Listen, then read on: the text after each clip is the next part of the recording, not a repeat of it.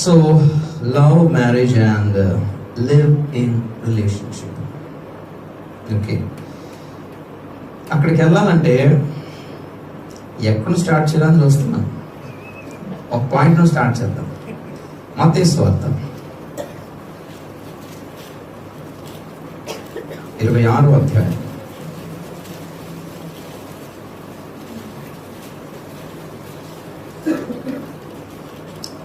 24వ వచనం చదువుతాం. మనుష్య కుమారుని గురించి వ్రాయబడిన ప్రకారము ఆయన పోవుచున్నాడు కానీ ఎవరి చేత మనుష్య కుమారుడు అప్పగింపబడుచున్నాడో ఆ మనుషునికి శ్రమ, ఆ మనుషుడు పుట్టి ఉండని ఎడల వానికి మేలని చెప్పెను. స్తోత్రం చెప్దాం గట్టిగా ఒకసారి. హల్లెలూయా. ఒక దేవుడు నాల్సిన మాటేనా అనేది చాలా ఇంపార్టెంట్ పాయింట్ ఇక్కడ. ఆ మనుష్యుడు పుట్టి ఉండని ఎడల వానికి మేలు. మనం అన్నామంటే వేరు. హల్లెలూయా. ఒక చెడ్డవాడిని చూసి, ఒక టెర్రరిస్ట్ని చూసి, ఒక రేపిస్ట్ని చూసి, ఒక శాడిస్ట్ని చూసి, ఒక సైకోను చూసి జనరల్గా పబ్లిక్ అంటారు ఈ మాట. ఏమని? ఇది పుట్టల పోతే బాగుండేది అని. ఎందుకంటే మనుషుల పుట్టుకలో మన ప్రమేయం ఏమి లేదు. అంటే అతని స్వభావం విషయంలో మన ప్రమేయం ఏం లేదు. We don't have anything to do with that. అతను ఎలా ఉంటాడో మనకేం తెలుసు. ఆ ఆప్షన్ మనకే కనుక ఉంటుంటే కదా, చక్కగా హ్యాండ్సమ్ మనుషులు పుట్టేలాగా, ప్రపంచ సుందరులు పుట్టేలా చేసుకుంటే వాళ్ళేమో, మేధావులు సైంటిస్టులు పుట్టేలాగా. ఆఫ్ కోర్స్ అది చేస్తున్నారు through genetic engineering and cloning ద్వారా. బట్ దేవుడు అనాల్సిన మాటేనా ఇది? ఎందుకంటే we say that people are born by God because of God. దేవుని మూలంగా పుడుతున్నారు అంటాం కాబట్టి దేవుడు అనాల్సిన మాట అనేది పుట్టకపోతే బాగుండేది అని దేవుడు అన్నాడు రోజు. అరే అదేంటి ప్రభువా, చాలా విడ్డూరం కదా. దేవుడు కనపడితే ఇదే అడుగుతున్నాను. నువ్వు అనాల్సిన మాట అనేది పుట్టించిందా నువ్వు, నువ్వే మాట అంటావేంటి? Who are to blame now? ఎవరిని బ్లేమ్ చేయాలి అన్నది ఇప్పుడు పాయింట్. సోదం చెప్తాం ఒకసారి. అసలు ఈ పాయింట్ లో మనకు కావాల్సిన క్వశ్చన్ ఏంటంటే, అసలు మనుషులు ఎవరి వలన పుడుతున్నారు అనేది ఇంపార్టెంట్. హల్లెలూయా. ఇదే సందర్భంలో ఇంకొక సీన్ చూద్దాం. ఆదికాండము 16వ అధ్యాయము. ఆదికాండము 16వ అధ్యాయము 11వ వచనం చదువుతాం. మరియు యెహోవా దూత ఇదిగో, మరియు యెహోవా దూత ఇదిగో, యెహోవా నీ మొరను వినెను, యెహోవా నీ మొరను వినెను, నీవు గర్భవతివై ఉన్నావు, నీవు గర్భవతివై ఉన్నావు, నీవు కుమారుని కని అతనికి ఇష్మాయేలు అని పేరు పెట్టుదు, అతనికి ఇష్మాయేలు అని పేరు పెట్టుదు. అతడు అడవి గాడిద వంటి మనుష్యుడు. అతని చెయ్యి అందరికిని, అందరి చేతులు అతనికి విరోధముగా ఉండును. హల్లెలూయా. హల్లెలూయా. ఇస్కరియోతు యూదా లాంటి వాడు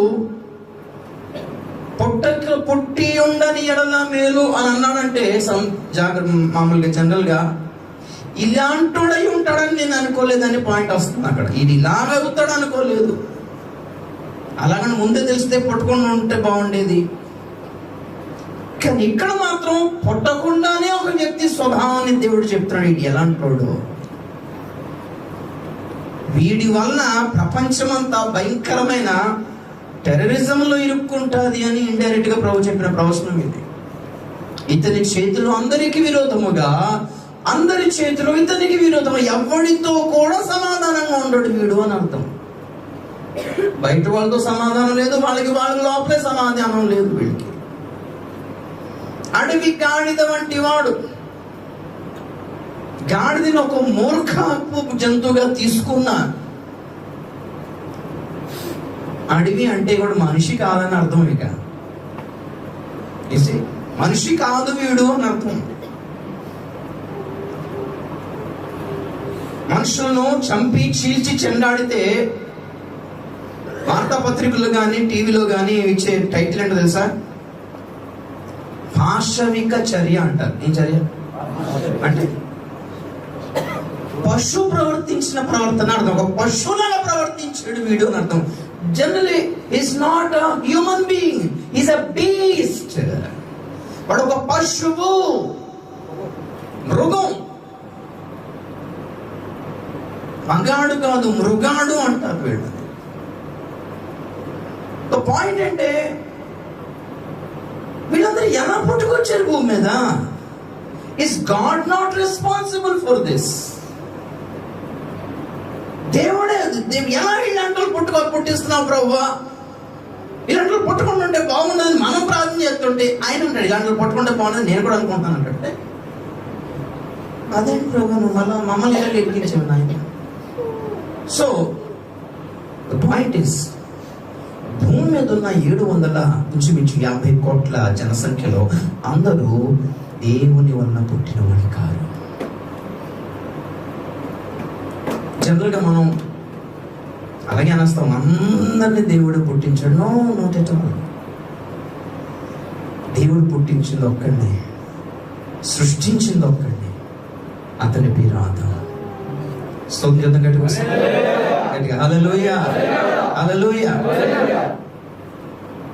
దేవుడు తన పోలికలో, తన రూపమందు, తన పోలిక చొప్పున నరుణ్ణి సృష్టించాడు. వాళ్ళు మిగిలిన వాళ్ళు ఎలాగొచ్చారు? వాళ్ళందరినీ దేవుడు సృష్టించలేదు. ఆది కాండము 5వ అధ్యాయం 3వ వచనం చదువుతాం ఒకసారి. ఆది కాండము 5వ అధ్యాయం 3వ వచనం. ఆదాము 130 ఏండ్లు బ్రతికి 130 ఏండ్లు బ్రతికి తన పోలికగా తన స్వరూపమున కుమారుని కని అతనికి షేతు అని పేరు పెట్టాడు. ఇప్పుడు నాకు చూడండి, స్తోత్రం చెప్పండి కదా ఒకసారి. దేవుడు ఎలా సృష్టించాడు? తన పోలిక చొప్పున తన స్వరూపం ముందు సృష్టించాడు. ఎవరిని? ఆదాముని. ఆదాము పాపము చేయక ముందే గనక పిల్లలు పుట్టుంటే ఎలా పుట్టేవారు? దేవుని పోలికలో, దేవుని స్వరూపమునే పుట్టేవారు. ఆదాముకి పిల్లలు ఎప్పుడు పుట్టారు అంటే ఆ స్వరూపము, ఆ పోలిక కోల్పోయిన తర్వాత పుట్టారు. అప్పుడు పుట్టారు కనుక ఎలా పుట్టారు? ఆదాము స్వరూపము. స్వరూపం అంటే అవుట్వర్డ్ అపియరెన్స్.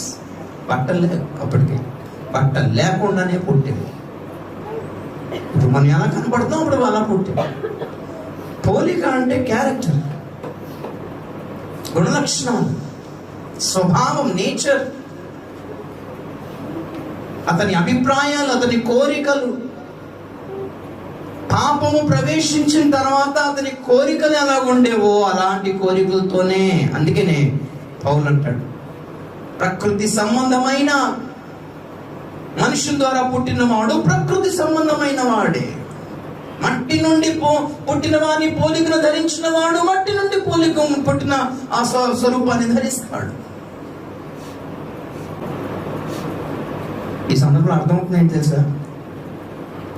అందరి పుట్టుకల వెనకాల దేవుడు లేడు. మనుషులు 4 రకాలుగా పుడతారు. యోహాను సువార్త 1వ అధ్యాయం 13వ వచనం చదువుదాం. వారు దేవుని వలన పుట్టిన వారే గాని, గమనించండి, 1వ అధ్యాయము 13వ వచనం, యోహాను సువార్త, వారు దేవుని వలన పుట్టిన వారే గాని రక్తము వలన అయినను, శరీరేచ్ఛ వలన అయినను, మనుష్యేచ్ఛ వలన అయినను పుట్టినవారు కారు. స్తోత్రం చెప్తాం గట్టి ఒకసారి గట్టిగా హల్లెలూయా. భూమి మీద ఉన్న 750 కోట్ల జనాభాలో ఇంకా చనిపోయిన వాళ్ళ జనాభా పెట్టుకుంటే ఎన్ని బిలియన్స్ మనకి లెక్కలేదు. కానీ వాళ్ళందరూ కూడా అందరూ దేవుని వలన పుట్టినవారు కారు. కొందరు రక్తం వలన పుడుతున్నారు, గమనిస్తున్నారు. కొందరు శరీరేచ్ఛల వలన పుడుతున్నారు, కొందరు మనుష్యేచ్ఛ వలన పుడుతున్నారు, అండ్ ఆఫ్ కోర్స్ కొందరు దేవుని వలన కూడా పుడుతున్నారు. Praise the lord. హల్లెలూయా. ఇన్ని రకాలుగా పుట్టుకు రావడానికి గల రీజన్ ఏంటో తెలుసా? మ్యారేజ్. ఏంటి? వివాహము.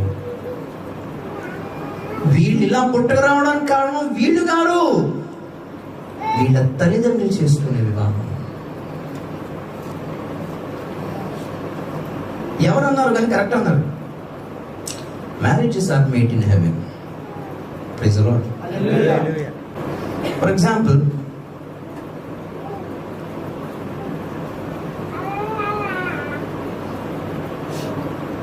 ఆల్కహాల్ అమ్మడం మన ఇండియాలో complete legal. Alcohol, whisky, brandy అమ్మడం. సిగరెట్లు అమ్మడం కూడా లీగలే, గుట్కా ఖైన్లు అమ్మడం లీగల్. డ్రగ్స్ అమ్మడం ఎందుకు ఇల్లీగల్? మన దృష్టిలో డ్రగ్స్ ఏంటో, ఆల్కహాల్ ఏంటో, సిగరెట్ ఏంటో, గుట్కా ఖైన్ ఏంటో, ఆల్ ఆర్ అడిక్షన్స్. అదెందుకు లీగల్ అయింది, ఇదన్నీ ఇల్లీగల్ అయింది. అవి రిజిస్టర్ అయ్యాయి, ఇది రిజిస్టర్ అవ్వలేదు గవర్నమెంట్. రిజిస్టర్ అయినప్పుడు ఏమవుతుందంటే గవర్నమెంట్కి వాటా వెళ్తుంది, అది కూడా తింటుంది అనమాట. మీరు చేసే బిజినెస్ వలన గవర్నమెంట్కి లాభం అంటే మీకు మిమ్మల్ని లీగలైజ్ చేస్తారు. దేంట్లో గవర్నమెంట్కి లాభం లేదో దానికి లీగలైజ్ దానికి ఇల్లీగల్ అంటారు. In the same way, when marriages are not registered, they are illegal. The problem is, government register cheyadani. The point is, heaven should register our marriages. So, denaithe heaven register cheyado, it's all illegal. Okay? When there forms an illegal relationship, there is a defiled production.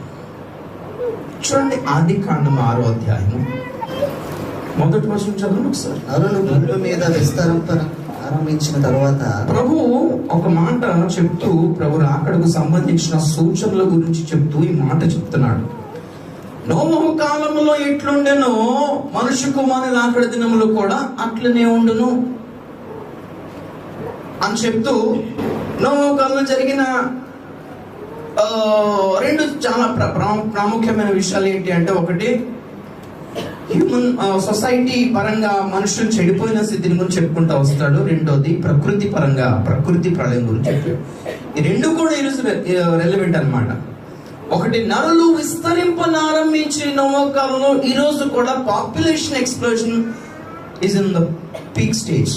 చాలా విపరీతంగా population పెరుగుతుంది ఆ కాలంలో ఈ కాలంలో కూడా. Next, కుమార్తెలు వారికి పుట్టినప్పుడు నరులు విస్తరింపనారంభించి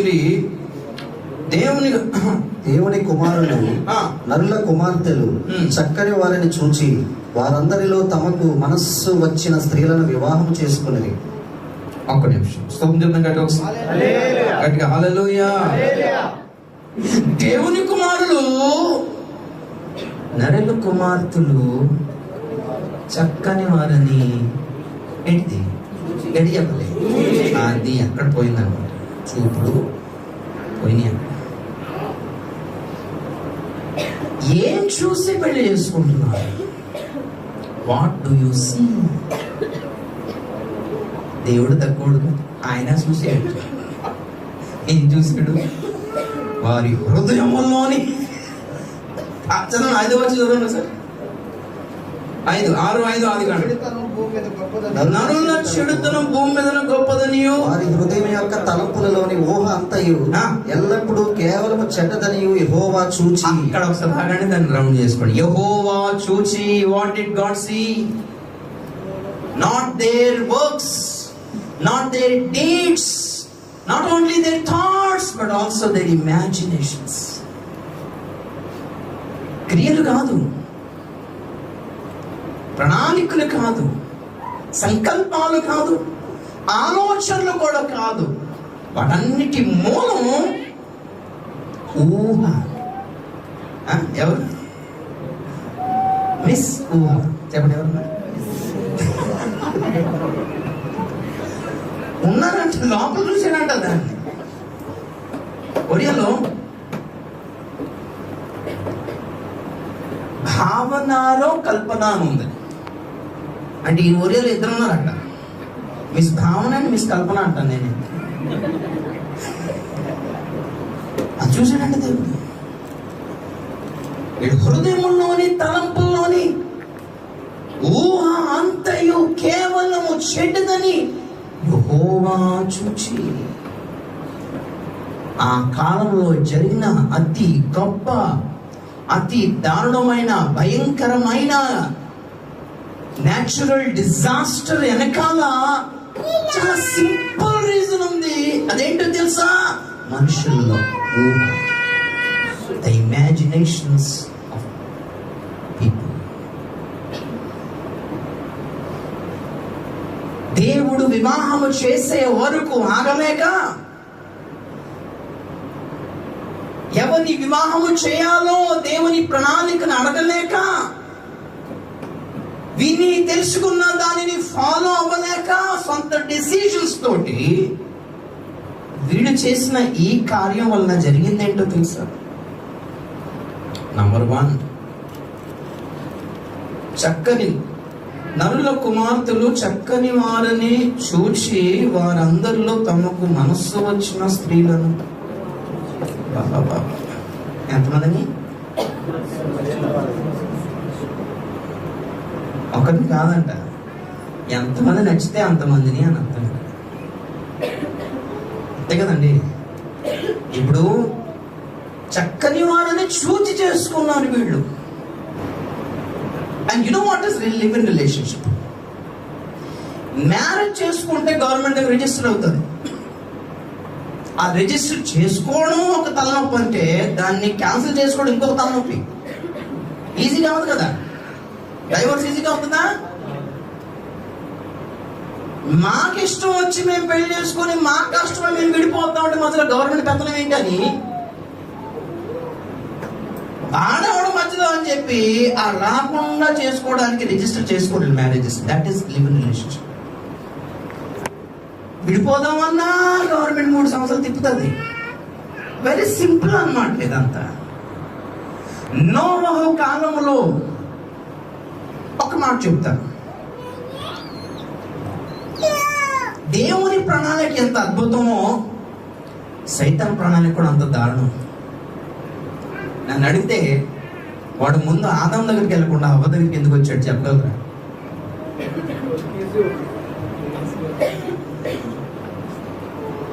ఎందుకంటే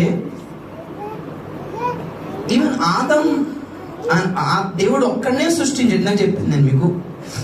దేవుడు ఆదాం ఒక్కడనే సృష్టించాడు. తన పోలికలో తన స్వరూపమందు సృష్టించాడు.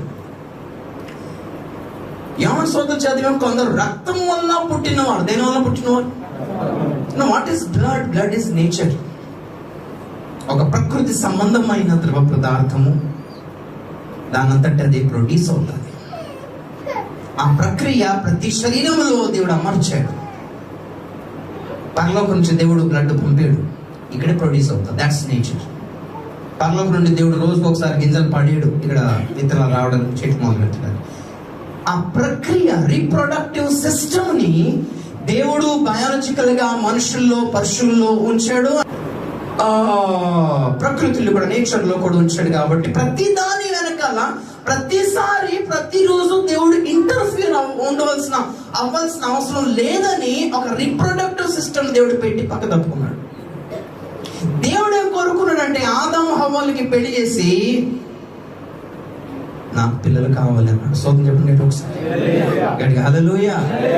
ఇదంతా కనుక ప్రణాళిక ఒకసారి అర్థం చేసుకోగలిగితే అసలు సృష్టి అంతటికి మెయిన్ రీజన్ ఏంటంటే బికాస్ గాడ్ వాజ్ అలోన్.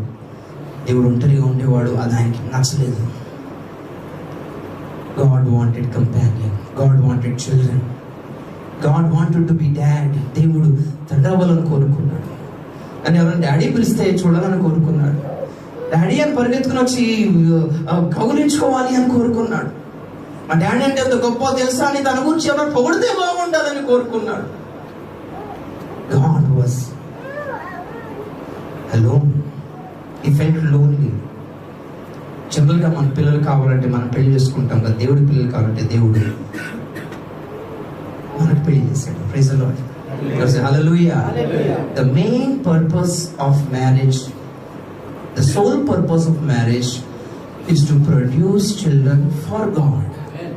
దేవునికి సంతానం ఇవ్వడానికే పెళ్లి చేశాడు. మలాకి గ్రంథం 2వ అధ్యాయం చూడండి.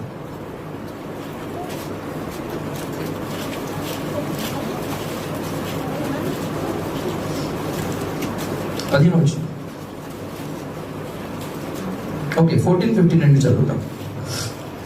అది ఎందుకని మీరు అడగగా, యవ్వన కాలమందు నీవు పెండ్లు చేసుకుని అన్యాయముగా విసర్జించిన నీ భార్య పక్షమున యెహోవా సాక్షి ఆయను. అది నీకు తోటిదై నీవు చేసిన నిబంధనకు పాత్రురాలు కదా.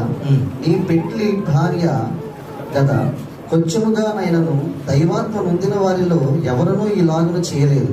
ఒకడు చేసినను ఏమి జరిగను, దేవుని చేత సంతతి నొందవలనని అతడు యత్నము చేసిన కదా. కాగా మిమ్ముడు మీరే జాగ్రత్త చేసుకుని యవనమున పెండ్లి చేసుకుని మీ భార్యల విషయంలో విశ్వాసఘాతకులుగా ఉండకుడి. ఒకసారి హల్లెలూయా. The first thing is marriage. వివాహం అనేది ఒక నిబంధన అంట. ఏం చెప్పండి? నిబంధన. ఇన్ స్పిరిచువల్ సెన్స్ బైబిల్ ప్రకారంగా ఏ నిబంధన ఇస్ నాట్ ఇర్రివోకబుల్ అంటే దాన్ని క్యాన్సిల్ చేయదగింది కాదు, అది పర్మనెంట్ అన్నమాట. అందుకే యేసు ప్రభు పాత నిబంధనలను క్యాన్సిల్ చేయక దాన్ని కంప్లీట్ చేసి మనకు కొత్తది ఇచ్చాడు.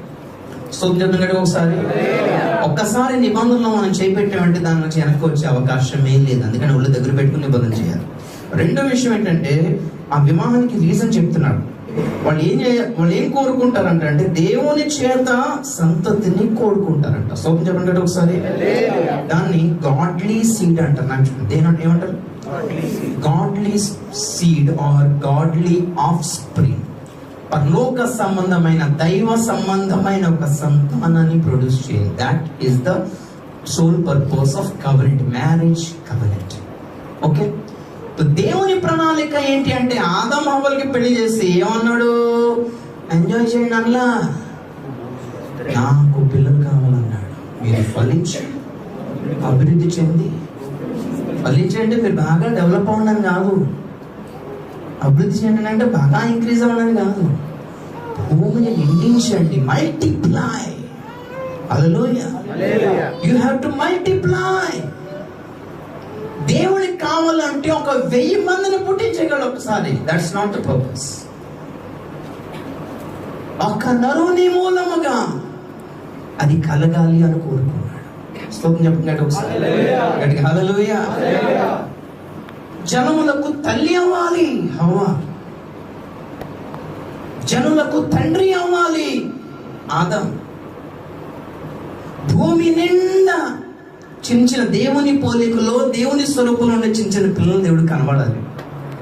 అది చూడాలని దేవుని డ్రీమ్. యాక్చువల్లీ ఆ పని మీద ఉండండి అని పంపించాడు. స్తోత్రం చెప్పండి కదా ఒకసారి. హల్లెలూయా.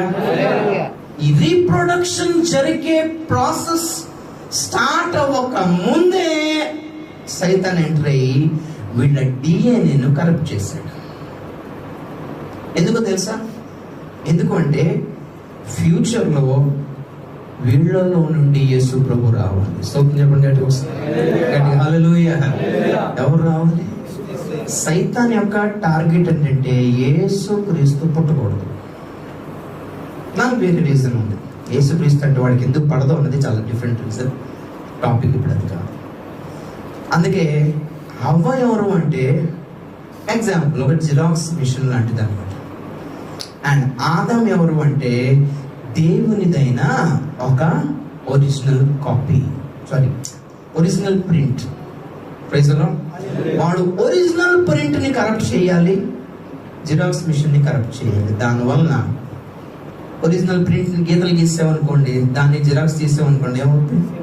అన్ని కాపీస్ అన్ని పాడైపోతాయి. It's very simple. ఆడనుకున్నాడు నా పని దేవుడు ఈజీ చేసాడు. 1000 మందిని సృష్టించుంటే ఒక్కొక్కడిని పాపంలో పడలేక నేను చచ్చిపోయేటోడిని. చాలా ఈజీ పని చేసావు ప్రభు. ఒకటే ప్రింట్ తీసావు, మాస్టర్ ప్రింట్ తీసావు, వెరీ గుడ్, మంచి పని చేసావు. ఇది ఒక్కటి నేను కరప్ట్ చేస్తే పుట్టేది మొత్తం అందరూ ఎవరు అంటే అందరూ పాపం. అందుకే ఒక క్వశ్చన్ అడుగుతాను నేను, మనం పాపం కాబట్టి పాపం చేసామా, పాపం చేసాం కాబట్టి పాపలమా? అని అడుగుతున్నా. We sin because we are sinners, or we are sinners because we sin we are being called sinners. మనం పాపం చేసిన దాన్ని బట్టి పాపలం అని పిలువబడ్డామా, లేకపోతే పాపులము కాబట్టి పాపం చేయాల్సి వచ్చిందా? పాపులము కాబట్టి పాపం చేయాల్సి వచ్చింది. మన పుట్టుకలో, మన అణువణువున, మన బ్లడ్ సెల్లో, జీన్స్ లో పాపం ఇమిడిపోయి ఉంది కాబట్టి చిన్నప్పటి నుంచే మనం పాపం. చూడండి, సింపుల్ గా పిల్లలు, చంటి పిల్లలు ఉంటారు, అమ్మ పని చేస్తూ ఉంటుంది, చంటి పాప ఏడుస్తుంది పాల కోసం. వచ్చేస్తున్నాను నన్ను వచ్చేస్తున్నాను నాన్న కడిగేసి మొత్తం వచ్చేటప్పటికి పిల్ల తాగదు, కోపం. నాన్నకి కోపం ఉంటుంది. నాన్న కొంచెం లేట్ అయితే చాలు కోపం, విసురు పడతాం, పాలు తాగదు. ఇది ఎక్కడి నుంచి వచ్చింది? పిల్లలు నేర్పలేదే. లేట్ అయితే నువ్వు అలుగు అని ఎవరు నేర్పుతారా? లేదు, జీన్స్ లో వచ్చింది అదంతా. పాపం చేయకుండానే పాపులమయ్యాం. ఎంత దారుణమో తెలుసా ఇది? చేసిన పాపము మన మీద ఏలుబడి చేస్తుంది. అదే రోమపత్రిక 5:12 అంటాడు. చదవండి. 5:12 రోమపత్రిక. ఇట్లుండగా ఒక మనుషుని ద్వారా పాపమును, పాపము ద్వారా మరణమును లోకములో ఎలాగూ ప్రవేశించెను, అలాగుననే మనుష్యులందరూ పాపము చేసినందున మరణము అందరికీ సంప్రాప్తమైంది. డబుల్ సార్, అందుకే మనం పాపం చేయకుండానే పాపంగా పుట్టాము. ఆల్రెడీ పాపం మన మీద వెలుబడి చేస్తుంది, మరణం వెలుబడి చేస్తుంది. వాళ్ళెవరో చేసిన పాపం వల్ల. ఇప్పుడు ఆల్రెడీ పాపంలో పుట్టాం కాబట్టి ఒక టైం రాగానే మనం కూడా పాపం చేయడం మొదలు పెట్టాం కాబట్టి ఇప్పుడు సెకండ్. అందుకే జన్మ పాపము కర్మ పాపం అంటాం దీనికి. సో ఈ సిచ్యువేషన్ లో సైతాన్ ఏం చేశాడు అంటే, ఎక్కడ కూడా యేసు ప్రభు పుట్టడానికి అవకాశం లేకుండా డిఎన్ఏ అంతా కరెక్ట్ చేసుకుంటూ వచ్చాడు. అదే ప్రాసెస్. దేవుని కుమారులు చాలా మంది ఒప్పుకోవచ్చు, but they are fallen angels. చాలా మంది ఒప్పుకోరు, దూతలకి జెండర్స్ డిఫరెన్సెస్ ఉండవు కదా అని. యూనో సంథింగ్, వ్యభిచార దెయ్యం కూడా పడిపోయింది దూతకి. Every sin has a spirit behind it. వాళ్ళకి జెండర్స్ తో సంబంధం లేదు, జెండర్స్ తో అసలు సంబంధమే లేదు. పాపం అనే దానికి వయసుతో సంబంధం లేదు, జెండర్తో సంబంధం లేదు అసలు.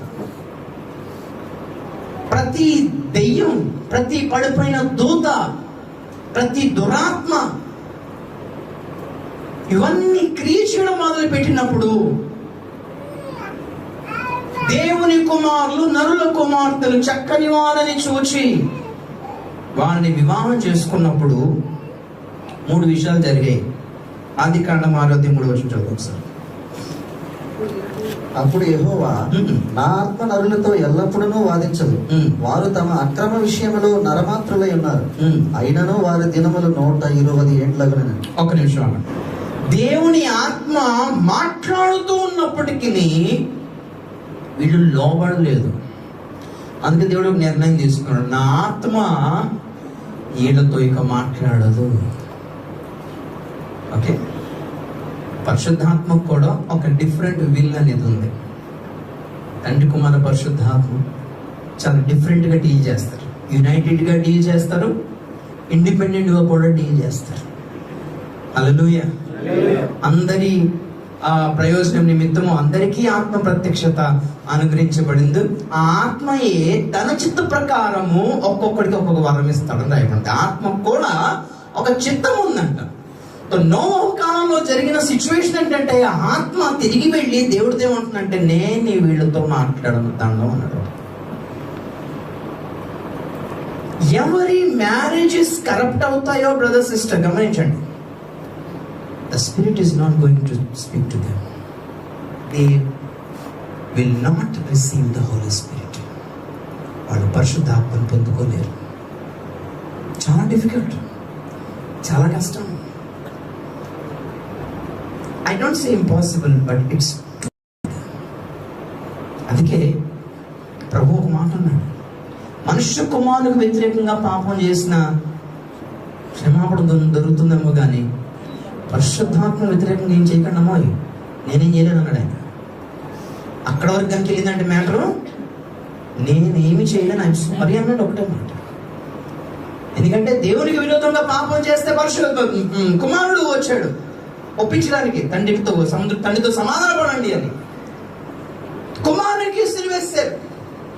సరే పోన్లే, తెలియక చేశారులే, పరిశుద్ధాత్మ నువ్వైనా వెళ్ళి వాడిని ఒప్పించు. ఎంత ఘోరమైన పాపం చేశారు, ఆ కన్విక్షన్ వాళ్ళకి వస్తే కనీసం పశ్చాత్తాపడతారు. పరిశుద్ధాత్మ పంపించారు కాబట్టి ఇప్పుడు పరిశుద్ధాత్మ డీల్ చేస్తున్నాను. ఇది ఆయన్నే బాధ పెడితే, ఆయన్ని రిజెక్ట్ చేస్తే, ఆయన్ని తృణీకరించి, ఆయన్ని తిరస్కరించి, ఆయన్ని ఉపేక్షించి, ఆయన ఆర్పేసి, ఆయన్ని బాధ పెట్టి, ఆయన దుఃఖం పెట్టి బోడలున్నాయి పరిశుద్ధాత్మ విరుద్ధంగా పాపాలు కనుక చేస్తే, పరిశుద్ధాత్మే కనుక రిజెక్ట్ లిస్ట్ లో మిమ్మల్ని పెట్టి వెనక్కి వెళ్ళాడు అంటే దిక్కు లేదు ఇంకా బతుకు.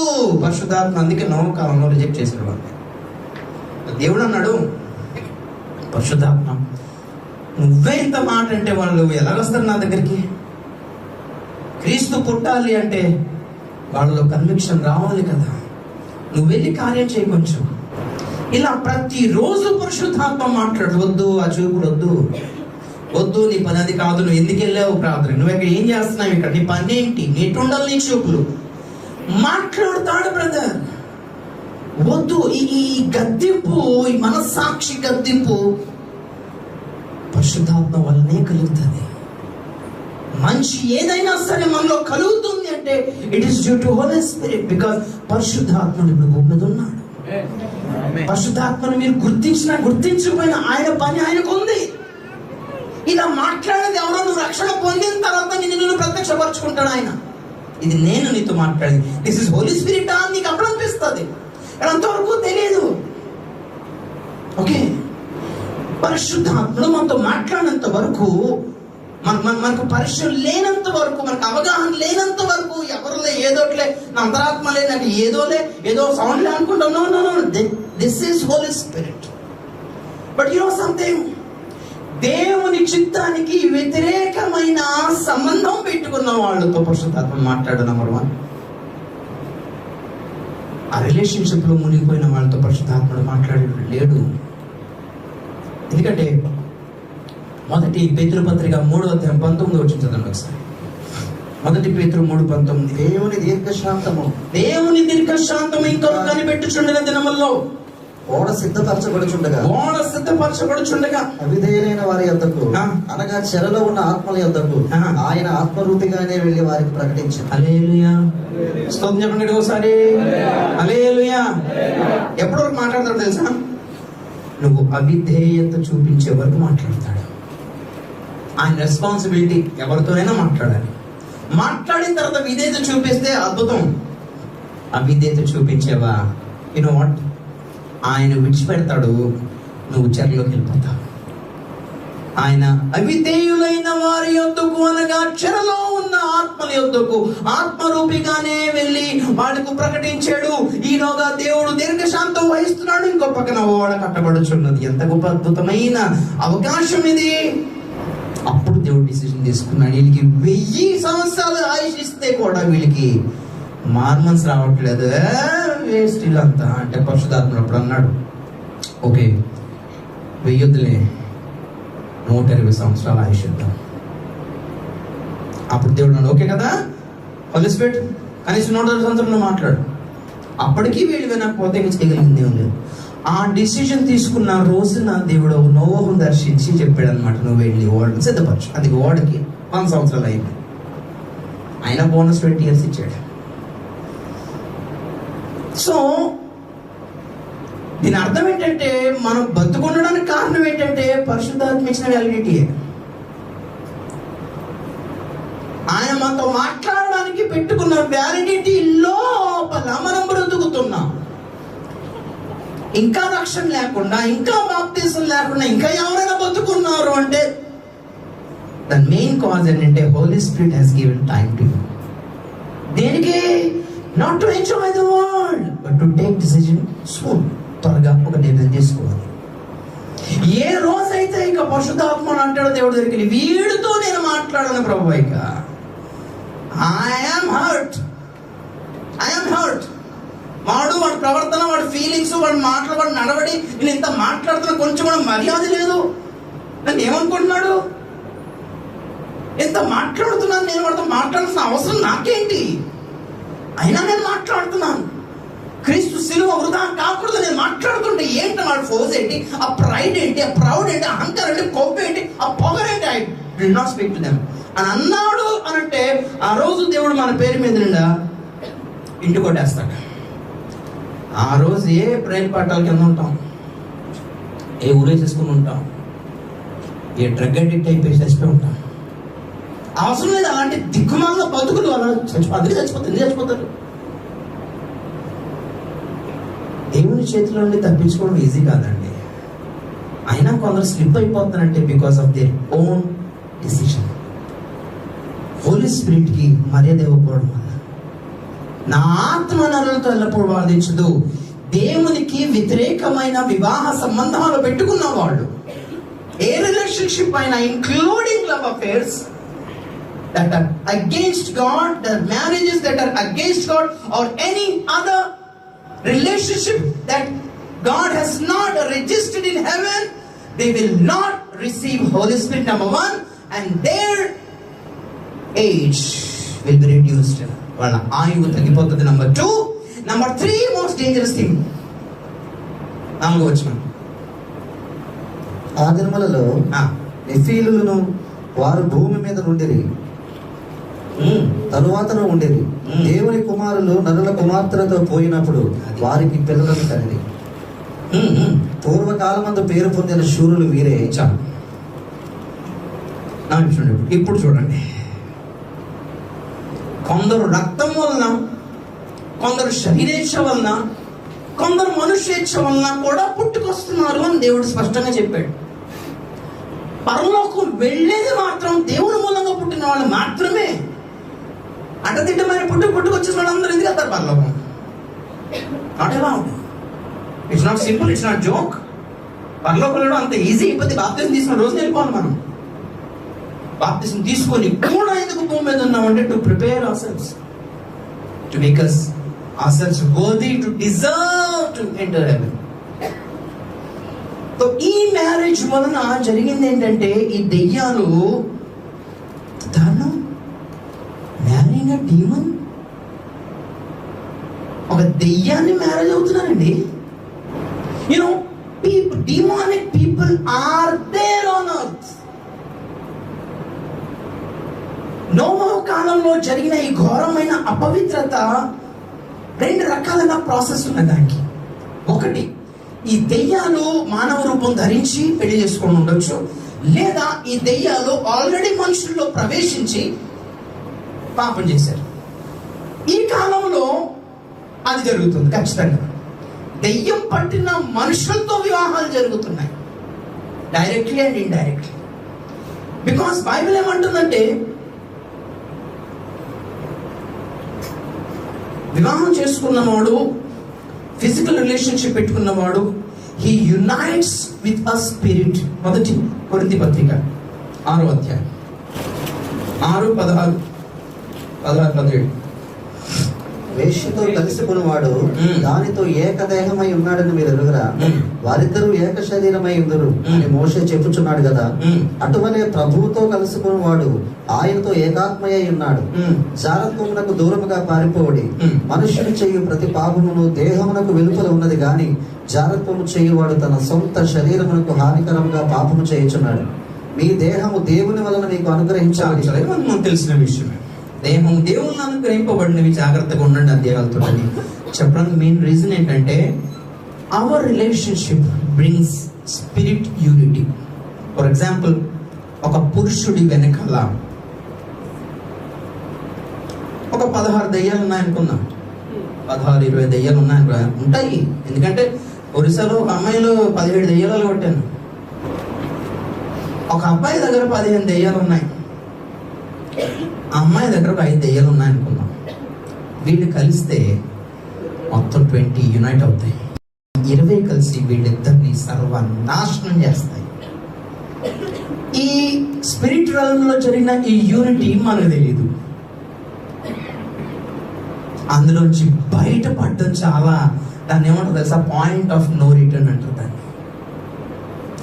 Point of no return. ఇంకా దాంట్లో నుంచి వెనుగు తిరిగే అవకాశమే లేదు. ఎప్పుడైతే మనుషులు పాయింట్ ఆఫ్ నో రిటర్న్ అనే పాయింట్ వరకు పాపం చేస్తారో దేవుడు వారికి పెట్టిన పేరేంటో తెలుసా?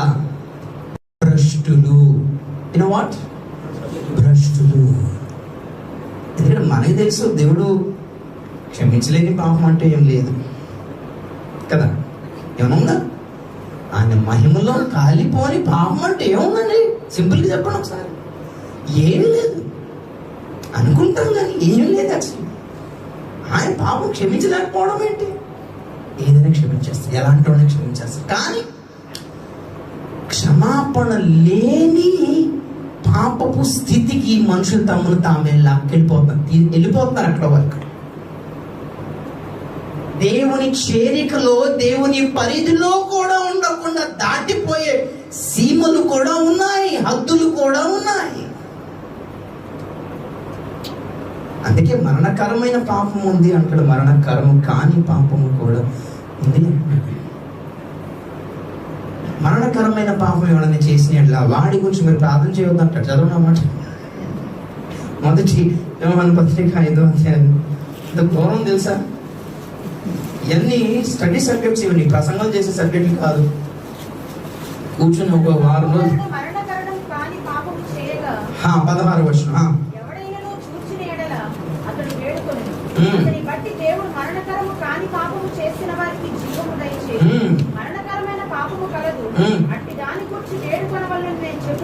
చాలు. అలాంటి వాడికి ప్రార్థన అసలు మీరు చేయొద్దు అంటున్నాడు. నంబర్ 1, పరిశుద్ధాత్మ వాళ్ళ జోలికి వెళ్ళడు. నంబర్ 2, వీళ్ళ ఆయుష్ తగ్గిపోద్ది. నంబర్ 3, వీళ్ళ పిల్లలు విల్ బి రాక్షసులు. ఆ దినములో వాళ్ళ నెఫీలు అనబడిన వారుండిరి. అబ్నార్మల్, అన్కామన్, అన్యాచురల్ రిలేషన్షిప్ వల్ల వచ్చే అన్కామన్ బ్రీడ్స్ వీళ్ళంతా. కొత్త బ్రీడ్ వచ్చిందండి. You know what who'll is Nephil? దేవుడు సృష్టించిన మనుషులు కాదు వాళ్ళు. ఇంక్లూడింగ్ ఈ దెయ్యాలు, they have relationship with beasts also. అందుకే ఆ కాలంలో డైనోసార్స్ ఉండేవి. ఆ భారీ జంతువులు దేవుడు సృష్టించలేదు. అందుకే నోవాతో అంటాడు, ఓడలోకి నేను జంతువులను పంపిస్తానన్నాడు. దేవుడు ఎవరికి చెప్పాడో ఆ జంతువులే వెళ్ళాయి. నోవా నడిపిలే వాళ్ళని. నేను పంపిస్తాను జంతువులు, పశువులు, పక్షులు. దేవుడు జంతువులు, పశు పక్షుల్లో కూడా సెలెక్టివ్ గా తీసుకున్నాడు. మనుషుల్లో కూడా సెలెక్ట్ చేద్దామంటే నాన్ సెన్స్ అంటున్నాడు. లాస్ట్ కి నోవహు ఒక్కడే కృప పొందాడు. నీ సంతానం దీవిస్తాను 10 లంపలకి అన్నాడు. అందుకే జంతువుల్లో కూడా దేవుడు సెలెక్ట్ చేయాల్సిన అవసరం వచ్చింది. బికాస్ సైతాను కొన్ని కరెక్ట్ డిఎన్ఏని ఫామ్ చేసి భూమి మీద పెట్టాడు. అంటే వేరే గ్రహాల మీద పెట్టుండడా అనేది నా ఒపీనియన్. పూర్వము నెఫీలు ఉండేవారు, భారీ ఆకారం, సైజు ఉండేది వాళ్ళది. ఎందుకు? మనిషికి జరిగిన రిలేషన్షిప్ అయితే మామూలు సైజు ఉంటుంది, కామన్ బ్రీడ్. అబ్నార్మల్ రిలేషన్షిప్ వలన, క్రాస్ బ్రీడింగ్ వలన, క్రాస్ కల్చర్ వలన కొత్త బ్రీడ్ పుట్టుకొచ్చింది ఆ కాలంలో. ఆ కాలంలో ఉండే నెఫీలులు కానీ, పెరిజీయులు కానీ, హివ్యులు కానీ, కనానీయులు కానీ, ఫిలిస్తీయులు కానీ, రఫాయియులు కానీ, ఇవన్నీ చాలా ఉన్నాయి, రకరకాల పేర్లు. వీళ్ళందరి దేవుడు స్త్రీ పురుషుల్ని, చిన్న పిల్లల్ని కూడా కనికరించకుండా, నువ్వు కరుణింపకుండా వాళ్ళని చంపవలను అని అంత కఠినంగా దేవుడు నిర్ణయం తీసుకోవడానికి రీజన్ ఏంటో తెలుసా? దేవుడు ఎవరిని చంపించాడు? Wrong corrupted డిఎన్ఏని చంపించాడు. అందుకే ప్రకటన గ్రంథంలో రాస్తుంటది, ఆయన యుద్ధము చేసినను, అందులో నీతి ఉంటుందంట. సోదం చెప్పండి ఒకసారి. ప్రకటన గ్రంథం 19వ అధ్యాయం 11 వచనం. మరియు పరలోకం తెరవబడి ఉండట చూచితిని, తెల్లని గుర్రం ఒకటి కనబడను, దాని మీద కూర్చుండి ఉన్నవాడు నమ్మకమైన వాడును, సత్యవంతుడును అన్న నామము గలవాడు, ఆయన నీతిని బట్టి విమర్శ చేయించు, యుద్ధము జరిగించు. ఒకసారి దేని బట్టి brother? Don't under estimate God. మీకు అర్థం కాకపోవచ్చు అందులో ఏ నీతి ఉందో, చిన్నపిల్లలు చంపేశాడు అనుకోవచ్చు. ఇక్కడ బైబిల్ అంటుంది, విశ్వాసం నుండి అంతకంతకు విశ్వాసంలో మీరు ఎదుగున్నప్పుడు ఆయన నీతి బయలుపడను అని ఉంటుంది. సోదం చెప్పండి గట్టి ఒకసారి. హల్లెలూయా. దేవుడు ఎందుకు చంపించాడు అంటే, because they are not of God. దేవుడు సృష్టించలేదు వాళ్ళను. ఆ కాలంలో రాక్షస సంతతి వాళ్ళంతా, ఇమానిక్ మాన్స్ట్రస్ జనరేషన్. దేవుడు వాళ్ళను చంపడానికి, వాళ్ళ వల్ల పుట్టిన ఈ జంతువులను చంపడానికి జలప్రళయం రప్పించాడు. అంటే ఈ జనరేషన్లో ఆ ఆకారంలో లేరు. సైతాన్ కూడా తెలివైనడే. వాడు ఏం చేశాడంటే, ఈ రాక్షస సంతతిని ఆ ఆకారంలో పుట్టిస్తే గుర్తుపట్టేస్తున్నారు, ఒక పని చేద్దాం, మన ఆకారంలోనే ఉండదు. ఎక్స్టర్నల్లీ అపియరెన్స్ లో let them be like us, but inwardly, internal గా దే ఆర్ డిమాన్స్. రాక్షస సంతతి, మాన్స్ట్రస్ సంతతి అండ్ దురాత్మల సంతతి మన మధ్యలో ఉన్నారు. వెరీ సింపుల్ మనలాగా రెండు కాళ్ళు రెండు చేతులు ఉంటాయి. Sometimes you know what happens, అప్పుడప్పుడు సమ్ ప్రాబ్లం జరగడం వలన కన్సెప్షన్ లో లేకపోతే ఆ ఫెటస్ లో, then they form like demons. రెండు తలలతోటి, 4-5 కాళ్ళతోటి, ఒక కన్నుతోటి, కూరలతోటో గోల్డ్ తోటో సంథింగ్ అబ్నార్మల్ పుట్టుకొచ్చేస్తుంటది. అవి పుట్టినట్టు చిన్నప్పుడు చచ్చిపోతున్నాయి. అప్పుడప్పుడు కొన్ని మిస్టేక్స్ జరుగుతుంటాయి. సైతం చాలా జాగ్రత్త పడుతున్నాడు. ఎందుకంటే ఎక్స్టర్నల్ గా అయితే మనం గుర్తుపట్టేస్తాం, ఇంటర్నల్ ఎవరు గుర్తుపడతారు? మంచి అనుకుంటాం. What is the reason? Correct marriage. మన వివాహం పరలోకంలో రిజిస్టర్ కాకపోతే మన పిల్లలు రాక్షస సంతతి అవుతారు. 1 కొరింథీ 7వ అధ్యాయం 14వ వచనం.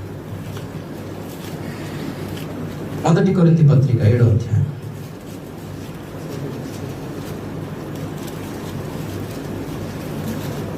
అవిశ్వాసి అయిన భార్య భర్త భార్యను బట్టి పరిశుద్ధపరచబడును, అవిశ్వాసురాలైన భార్య విశ్వాసి అయిన భర్తను బట్టి పరిశుద్ధపరచబడును. లేని ఎడల మీ పిల్లలు అపవిత్రులై ఉందురు, ఇప్పుడైతే వారు పవిత్రులు.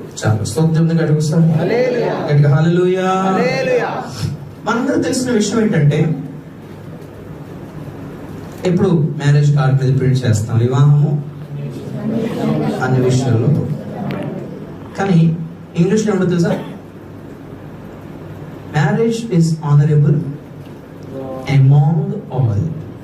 ఇక్కడ అన్ని విషయాల్లో అన్నాడు. It's not the matter of విషయం. అమాంగ్ ఆల్ అంటే అందరిలో. ఆ ఫుట్ నోట్లో కూడా ఉంటుంది.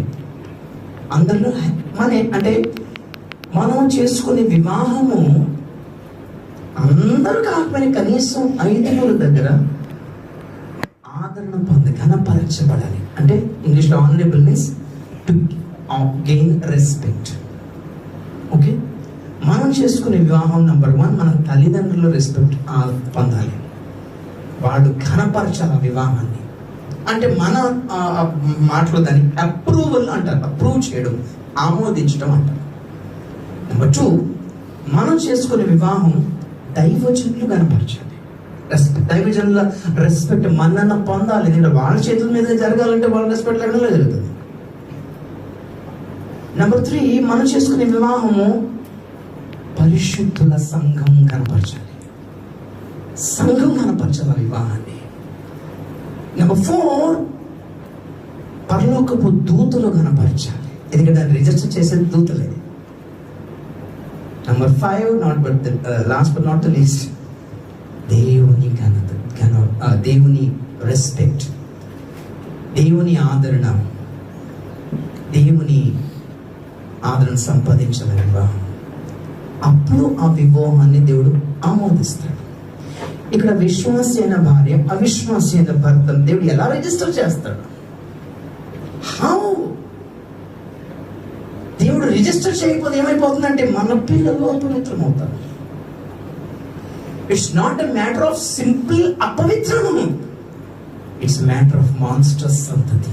గమనించండి, ఒసామా బిన్ లాడెన్ లాంటోడు, దావూద్ ఇబ్రాహిం లాంటోడు, ఈ ఐసిస్ ఉగ్రవాదులు లాంటోడు, ఈ రేపిస్ట్ లాంటోడు, సాడిస్ట్ లాంటోడు, సైకోపాత్ లాంటోడు, వీళ్ళందరూ మనుషులు అనుకుంటున్నారా? మీరు మనుషులు అనుకుంటున్నారా? ఈవెన్ యూదా ఇస్కరియోత్ వీడు పుట్టి ఉండని ఎడల మేలని ఎందుకు అన్నాడు అంటే, వీడు మనిషిగా కనబడుతున్నాడు కానీ లోపల ఉన్నది ఏంటో తెలుసా? అతడు తన చోటికి వెళ్ళుటకు వచ్చాడు, మరలా వచ్చును అంటుంది బైబిల్. వాడు ఎక్కడి నుంచి వచ్చాడు? అగాధము నుండి వచ్చి వాడిలో ప్రవేశించాడు. దేవుడు ఇప్పుడు ఎక్స్టర్నల్ గా డెసిషన్ తీసుకోడు. క్రీస్తు విరోధి యొక్క ఆత్మ నరకములో నుండి వచ్చి వాడిలో ప్రవేశించి వాడిని విడిచి మరలా నరకానికి వెళ్ళి మరలా రాబోతున్నాడు. వీళ్ళందరినీ నడిపించేది క్రీస్తు విరోధి ఆత్మీయ, యేసుకు వ్యతిరేకంగా, సంఘానికి వ్యతిరేకంగా, క్రైస్తవులకు వ్యతిరేకంగా, సేవకులకు వ్యతిరేకంగా ప్రేరేపించేది దురాత్మలే.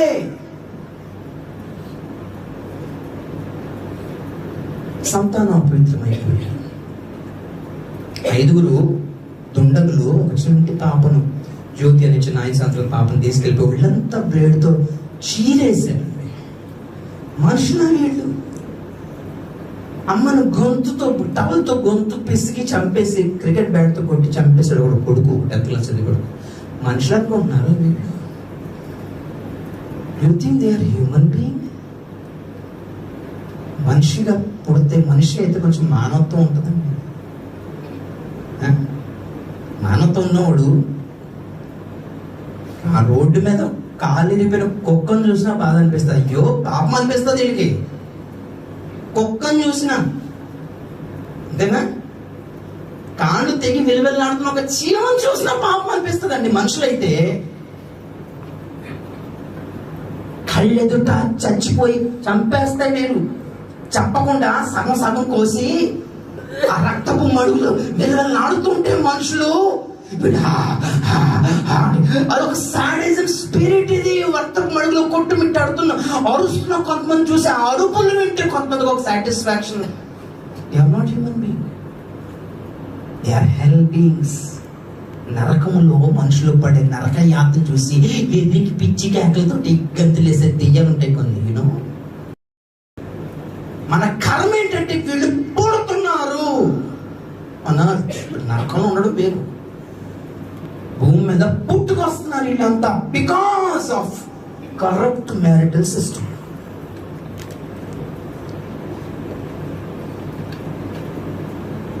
రక్తం వల్ల పుట్టిన వాళ్ళు అంటే న్యాచురల్ గా పుట్టిన వాళ్ళు. ఎందుకంటే రిప్రొడక్టివ్ సిస్టమ్ మనుషుల్లో పశువుల్లో కూడా దేవుడు పెట్టాడు. ప్రభు నమ్ముకున్నా నమ్ముకోకపోయినా పెళ్లిళ్ళు జరుగుతున్నాయి, నమ్ముకున్న వాడు నమ్ముకోకపోయినా పిల్లలు పుడుతున్నారు. పెద్ద పెద్ద గొడవేం కాదు. పిల్లలు పుట్టిన ప్రతి వాడు దేవుడు ఇచ్చాడంటే అవుతా. కయ్యని కన్నా 40 మంది దేవుని దయ వల్ల సంపాదించానన్నది నువ్వు పేరు పెట్టినంత మాత్రాన అయిపోతు. ఇక్కడ ఇష్మాయిల్ దగ్గర చదివాము, యెహోవా మొర వినేను. ఇష్మాయిల్ అన్న పేరుకి అర్థం కూడా ఏంటి? దేవుడు విన్నాడు. దేవుడు విన్నాడు. రెండు రకాలు ముగిస్తాను. చెప్పండి ఒకసారి. ఒక సహోదరి ఒక పురుషునికి రెండో భార్యగా వెళ్ళిపోయింది. ఇద్దరు పిల్లలు. ఇది పాపము. ఏం పని చేసామంటే ఆమె అంటది, ఒక దేవుడు కనుక ఇష్టం లేకపోతే నా పిల్లలు అబ్నార్మల్గా పుట్టాలి కదా అంటున్నాడు. బాగానే పుట్టారు, చక్కగా పుట్టారు, తెలివైన వాళ్ళు. అర్థం మనుషులు ఎంత ఫూల్స్ ఒకసారి ఆలోచించండి. పిల్లలు బాగున్నంత మాత్రాన దేవుడు దీవించేసాడు అనుకుంటే ఎలాగవుద్ది చెప్తాను.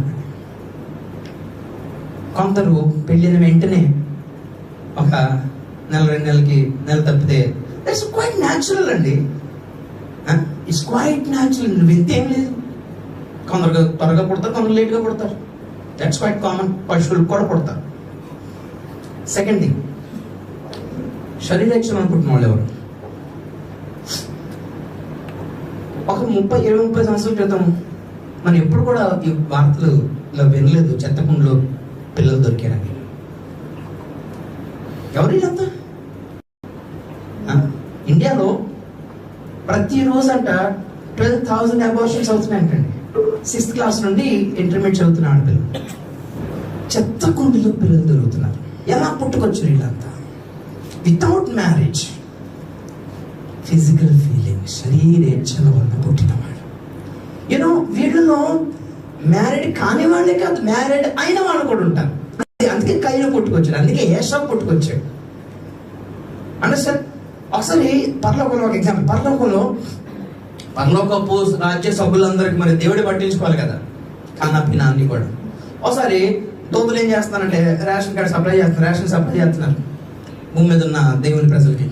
అలాంటి సప్లైలో దూత ఏం చేస్తుందంటే అబ్రహాం గారి కుటుంబాని కోసం అని చెప్పేసి ఒక 808 క్వింటాల్ రైస్ సప్లై చేస్తుంటే దేవుడు వచ్చి చెకింగ్ వచ్చాడు. ఏంటిదంతా? ప్రభు అబ్రహాంకి రేషన్ సప్లై చేస్తున్నాం ఈ నెల. ఎంత? 8 క్వింటల్స్, 800 kgs. 800 kgs ఎందుకు? అంత తింటాడు. అదేంటి ప్రభు, పెద్ద సంతానం మొత్తం ఎంత? 8 మంది సంతానం. సరిగ్గా 1 క్వింటల్ ఇచ్చినా 800 అవుతుంది కదా. నీకెవడు చెప్పాడు అబ్రహాంకి 8 మంది పిల్లలని? అదేంటి ప్రభు, నీకు తెలియదేమో, నీకు ఐడియా తినట్టుంది. ఇక్కడ రిజిస్ట్రేషన్ చేసేది మేము కదా, రాసేదంతా మేము. చూడు అబ్రహాంకి ఆగార్ ద్వారా ఇష్మాయేలు, సారా ద్వారా ఇస్సాకు, కేతుర ద్వారా 6 మొత్తం దేవుడు అన్నాడు కొట్టు చేరిపోతాను చేరు. అదేంటి ప్రభు? ఇస్సాకు వలన అయినదియే నీ సంతానం. నా దృష్టిలో అబ్రహాం సంతానం ఒకటే, వాడి పేరు ఇస్సాకు. మరి మిగిలినాడా నా దేవుడు అన్నాడు. సోపం చెప్పినట్టు నేను ఇవ్వాల. ప్రైజలో రోమపత్రిక 9:6 చదవండి ఒకసారి. రోమపత్రిక 9:6 వచ్చు.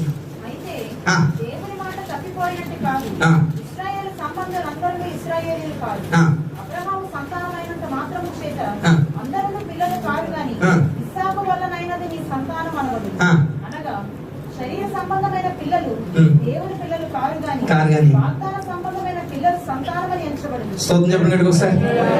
హల్లెలూయా. ఒకసారి శరీర సంబంధంగా పుట్టిన వాళ్ళందరూ దేవుని లెక్కలోకి రారు. వాగ్దానాన్ని బట్టి పుట్టిన వాళ్ళు లెక్కలోకి వస్తారు. చూడండి, అబ్రహాం అంతటోడికి తప్పలేదు ఈ లెక్క. అర్థమైంది? ప్రభువా 8 మంది లైన్ నిలబెట్టాడు. ప్రభువా నా పిల్లలు ఎవరు? మీ పిల్లలు ఎవరిచ్చారు వాళ్ళని? నాకు రిజిస్టర్ అయింది సారా ఒక్కటే. స్వప్నం చెప్పండి ఒకసారి. మన జీవితాల్లో ఇప్పుడు మనకు డౌట్ వస్తుంది, మా అమ్మ నాన్న ఎలా పెళ్లి చేసుకున్నారు నాయన?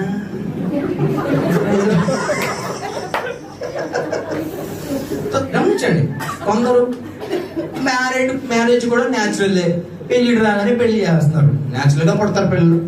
శరీర సంబంధమైన వివాహాలు ఉన్నాయి, శరీర సంబంధమైన పిల్లలు ఉన్నారు. ఒకసారి ఏం జరిగిందంటే భార్య భర్తలు క్రైస్తవులే పాపం తెగ కొట్టేసుకుంటారంటే, తెగ గొడవ పడుతుంటారు. చాలా విచిత్రం ఉంటారండి కొంతమంది. సంవత్సరం మాట్లాడుకోరు. ఫోన్ చేద్దాంటే బ్రదర్ అంటే ఆవిడ చెప్పండి, నాకు చెప్పండి, ఆవిడ చెప్పండి. బాబోయ్ సిస్టర్ నాకేం చెప్పండి, నెల ఇంటికి వెళ్ళాం ఆయన చెప్పండి అంటే ఎవరు చెప్పారు నాకు తెలియదు. పాస్టర్ మేము వెళ్ళిపోతున్నాం. సంవత్సరం మాట్లాడుకోరండి, కానీ 4 పిల్లలు ఉంటారు. హౌ సంవత్సరాలు మాట్లాడుకోరు. పిల్లలు ఎవరు అంటే తల్లిదండ్రుల ప్రేమకు ఫలాలు, ఫ్రూట్ ఆఫ్ లవ్. హల్లెలూయా. వాళ్ళ సింబల్ ఆఫ్ లవ్ అన్నమాట. వాళ్ళ మధ్యలో ప్రేమకు ప్రతిరూపాలు వీళ్ళంతా. బట్ స్టిల్ ప్రేమలో ఉండవు, మొహాలు చూసుకోరు. ఏదో తప్పదని ఏదో ఫంక్షన్కి వెళ్తారు కలిసి. ఆ తర్వాత ఆయన తినేసి వచ్చేస్తాడు ఆటోగా, ఇంకో ఆటో వస్తుంది. ఇలా ఉంటారండి సంవత్సరాలు. నీ మీద ఆడపడాల్సిన అవసరం నాకు లేదంటే ఇద్దరు జాబ్ కదా, ఇద్దరు ఉద్యోగాలే. మరి ఎలా పుట్టుకొచ్చారు 4? శరీరేచ్ఛల వల్ల పుట్టినవాడు. వివాహం చేసుకున్న క్రైస్తవులైనా, అరేంజ్డ్ మ్యారేజ్ అయినా, but still there is no love. మనుష్యేచ్ఛ వల్ల పుట్టిన వాళ్ళు పోయిస్తే ఎక్కువ పిల్లలు దేవుడి ఇవ్వాలి, గర్భఫలం కానీ కొంతమందికి ఎన్ని తిప్పలో నలుగురికి చెప్పుకోలేక ఎన్ని మందులు వాడతారు, ఎన్ని చెట్ల మూలికలు వాడతారు, అక్కడికి వెళ్తారు, ఇక్కడికి వెళ్ళి అక్కడికి వెళ్ళి మొత్తం మీద ఎలాగైనా అంటారు. మనుష్య ఇచ్చ వల్ల పుట్టిన వాళ్ళు ఉన్నారు. జెనెటిక్ ఇంజనీరింగ్ కూడా ఈ కోవలోకి వస్తుంది, క్లోనింగ్ కూడా ఈ కోవలోకి వస్తుంది, ల్యాబ్లో ఫామ్ చేస్తున్నారు కొంతమంది. ఇవన్నీ ఈ కోవలోకి వస్తాయి. And last but not the least, దేవుని వల్ల పుట్టిన వాళ్ళు. సోకం చెప్పండి ఒకసారి, హల్లెలూయా. ఒకసారి ఒరిస్సాలో ఒక ఊర్లో ఇదే మా వాక్యం చెప్పాను. ఒక విలేజ్ అనమాట, పల్లెటూరు. అక్కడ పాపం అమ్మలు నాన్నలందరూ అనుకొని చూస్తున్నారు నన్ను. ఈ వాక్యం చెప్పాను. అంతా ఇబ్బంది. ఇంటికి వచ్చి బాబు మాకెవరికి పెళ్ళి అవ్వలేదు అన్నారు.